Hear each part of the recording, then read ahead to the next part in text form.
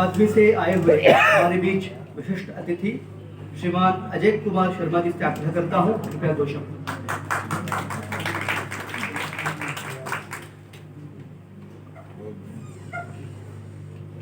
सभी को नमस्कार।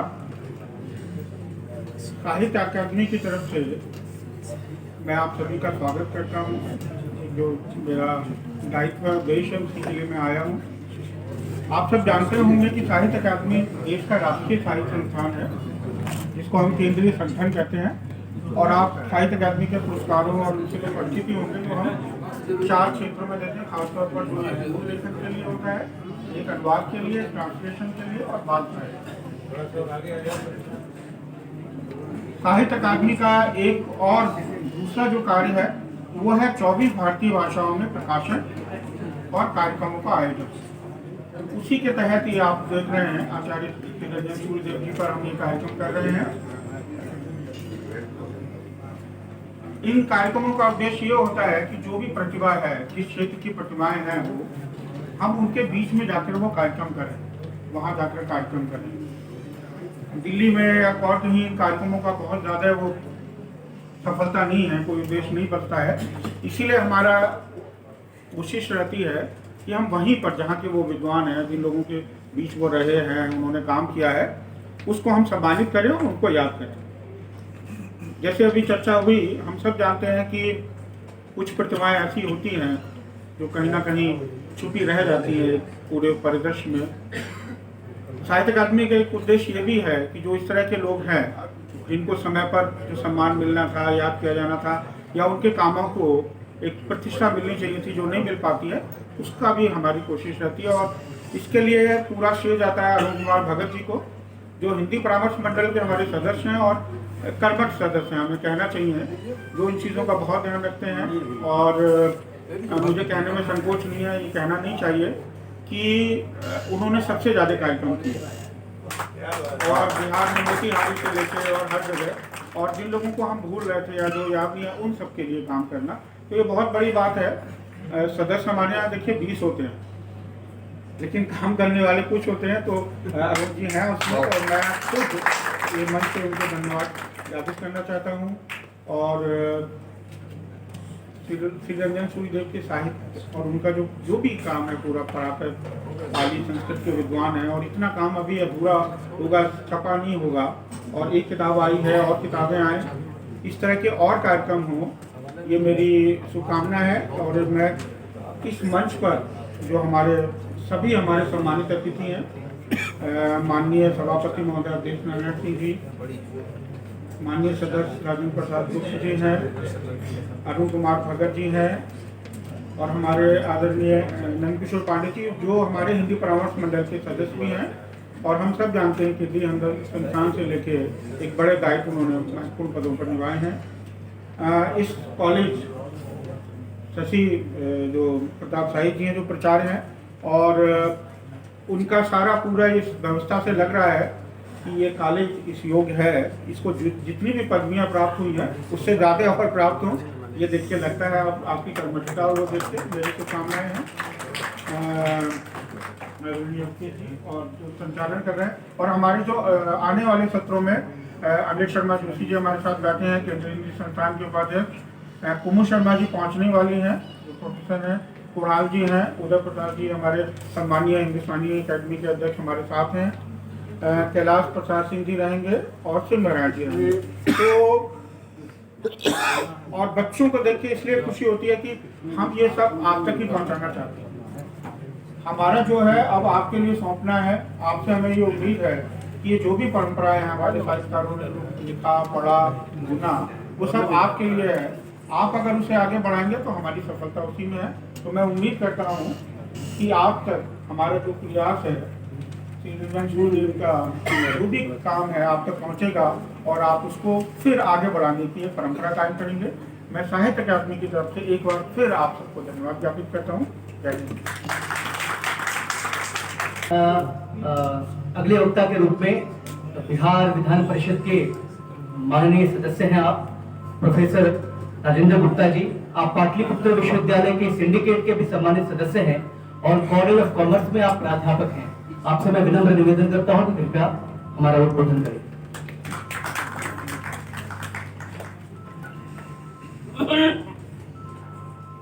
साहित्य अकादमी नई दिल्ली द्वारा आयोजित आचार्य श्री रंजन सुखदेव जी व्यक्तित्व एवं कृतित्व विषय पर आज इस सभागार में बोलने के लिए खड़ा हूँ। इस मंच पर उपस्थित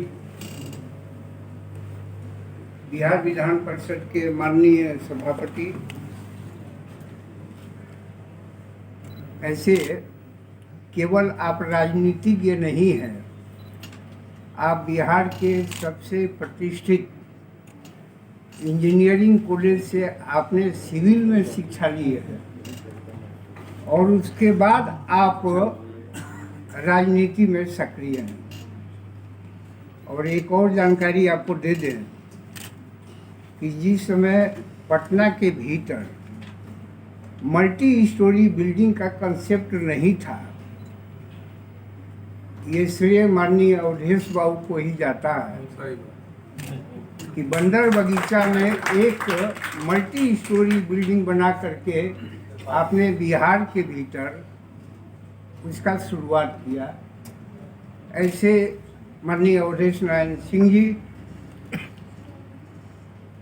इस कार्यक्रम के आयोजक, जिनकी प्रेरणा से आज यहाँ आने का अवसर मिला, वैसे प्रोफेसर अरुण भगत जी आप बीपीएससी के मेंबर हैं।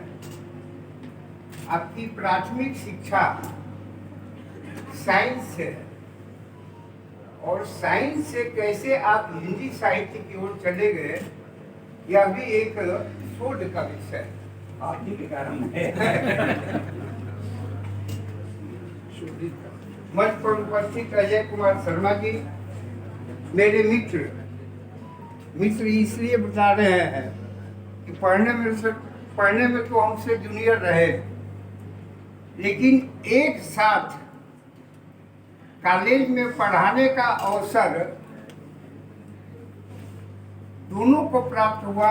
वैसे मान्यवर शाही जी जो इस कॉलेज के प्राचार्य हैं, संयोगवश 1996 में हम दोनों कमीशन के द्वारा शिक्षक के नाते चयनित हुए। मंच पर उपस्थित डॉक्टर नागेंद्र सिंह जी, प्रोफेसर नंद किशोर पांडे जी, प्रवीण चंद्र राय जी और मेरे बड़े भाई, पटना में यदि कुछ समाज सेवियों की सूची बने तो उस सूची में मान्यवर अभिजीत कश्यप जी का नाम जरूर आता है। ऐसे माननीय अभिजीत कश्यप जी और मेरे मित्र के बेटे गौरव सुंदरम जी, आपके पिताजी पटना यूनिवर्सिटी में डॉक्टर रहे।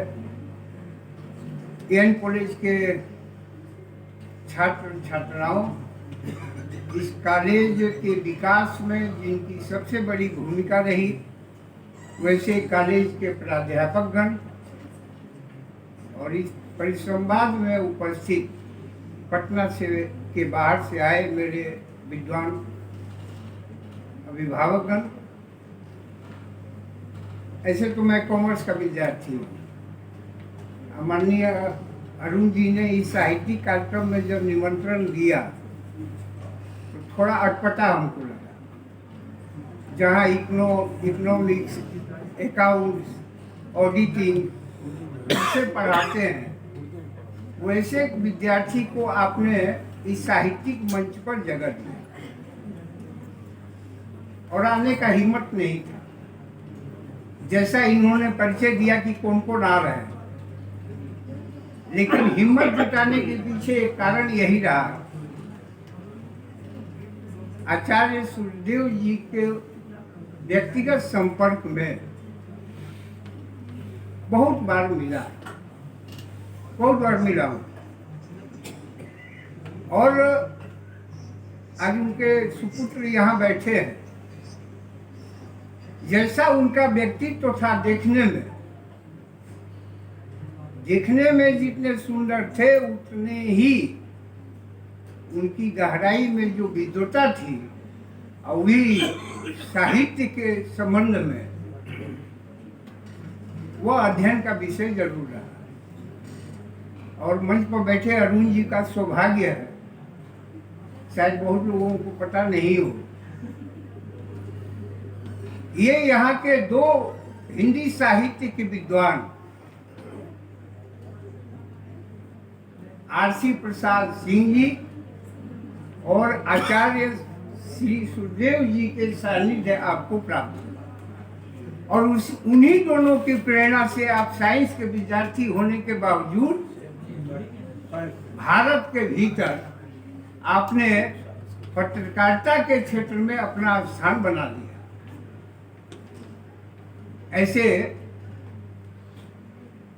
आचार्य सुखदेव जी पर और भी विषय आएंगे, क्योंकि एक यहाँ से 200 किलोमीटर दूर 4 बजे हमको एक कार्यक्रम में जाना है, मुंगेर जाना है, इसीलिए प्राचार्य महोदय से हमने छुट्टी भी मांगा।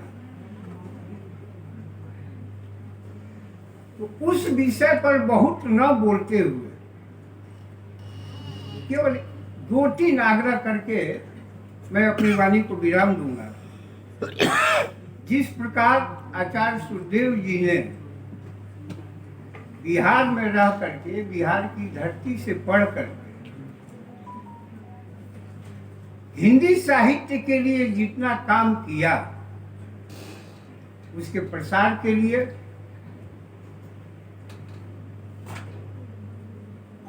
आज हम साहित्यकारों को के ऊपर एक दायित्व जाता है, और वो दायित्व है इस हिंदी भाषा को बचाने का। देखिए, आप सभी बिहार के हैं, यहाँ हो सकता है कि मिथिला के भी कोई विद्यार्थी हों, शिक्षक हों। बिहार की एक भाषा मैथिली बोली जाती है, लेकिन मैथिली लिखी नहीं जाती। आज वो लिपि समाप्त हो गया। जो मैथिली भाषा इतना समृद्ध था, जो मैथिली साहित्य समृद्ध था, आज उस भाषा की लिपि समाप्त हो गई। बड़ा दुख होता है कि कभी कभी हमारे साथ जो शिक्षक हैं, पीएचडी कराते हैं, तो उनसे हम पूछते हैं कि भाई मैथिली का रिसर्च देवनागरी में क्यों लिखा जाएगा, मैथिली में लिखिए। आज हमको कहीं न कहीं उस मैथिली भाषा को देख करके, सभापति जी, सदन में बहुत बार विषय उठता है मैथिली भाषा पर, मैथिली क्षेत्र के विषय में। कभी इस विषय को किसी ने नहीं उठाया कि मैथिली लिपि समाप्त हो गई, उस लिपि को कैसे स्थापित करें। हमको डर लगता है हिंदी के लिए, और ये खास करके जो मोबाइल का युग है, इस मोबाइल युग में और भय जो है मजबूत हो रहा है। आजकल तो क्या है, लिखने की आदत छूट रही है, लिखने की आदत भी छूट रही है।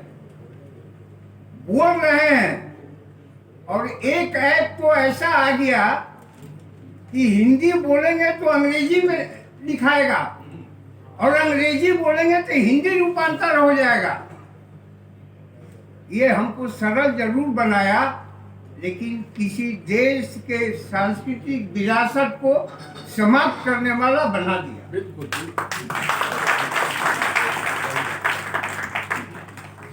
इसका एक और कारण है,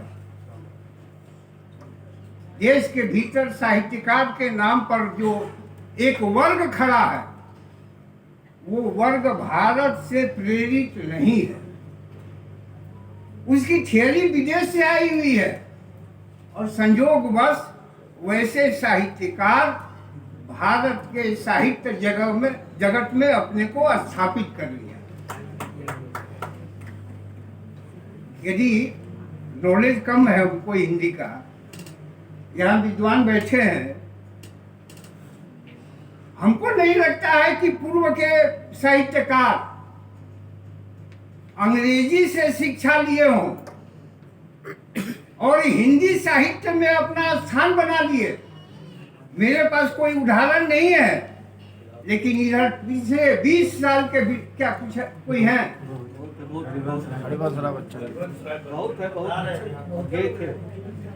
लेकिन इधर 20 साल को भीतर, 20 साल के भीतर ऐसे हिंदी साहित्य में भी विद्वान हो गए जिनकी पृष्ठभूमि अंग्रेजी की है, जिनके दिमाग में वो पश्चिम का सभ्यता घुसता है। आज वो साहित्य लिख रहे हैं हिंदी पर। आज जीवनी पढ़ रहे थे, एक विषय ध्यान आया, श्री रंजन सुखदेव जी की पहली जो रचना है, काव्य रचना, वो बालकों के लिए है। और फिर उस पर उन्होंने 8 संग्रह भी लिखा। लेकिन आज यदि समीक्षा हम करें कि देश के भीतर इन नए बालकों के लिए कोई पुस्तक नहीं है, कोई चंदा मामा, पराग, चंदन जैसे पत्रिकाएं अब नहीं है। परिणाम स्वरूप आने वाले दिनों में जो हमारा नया जनरेशन आ रहा है, वो उस पराग, चंदा मामा और चंपक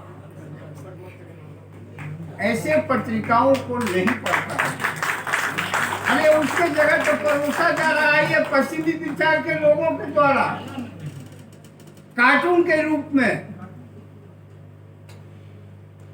और कार्टून के रूप में जो बच्चे पढ़ रहे हैं, उससे इस न समाज का भलाई होने वाला है, न उनका विकास होने वाला है। और सब मिलाकर के जो पूर्व के तपस्वियों ने, हिंदी साहित्य के लोगों ने जिसको स्थापित किया था भारत में, हमको डर उसका लग रहा है कि उसको कैसे बचाया जाए। इसीलिए माननीय अरुण जी, इतने ही विषय को रख करके मैं अपनी वाणी को विराम दूंगा। लेकिन एक आग्रह करते हुए,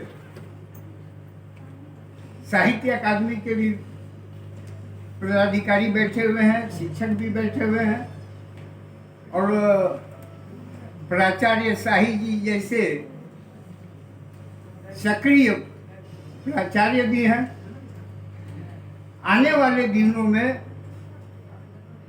हिंदी साहित्य को कैसे हम बचाएं, इस पर भी एक बार परिसंवाद हो, यही आग्रह करते हुए मैं अपनी वाणी को विराम देता हूँ। बहुत बहुत धन्यवाद।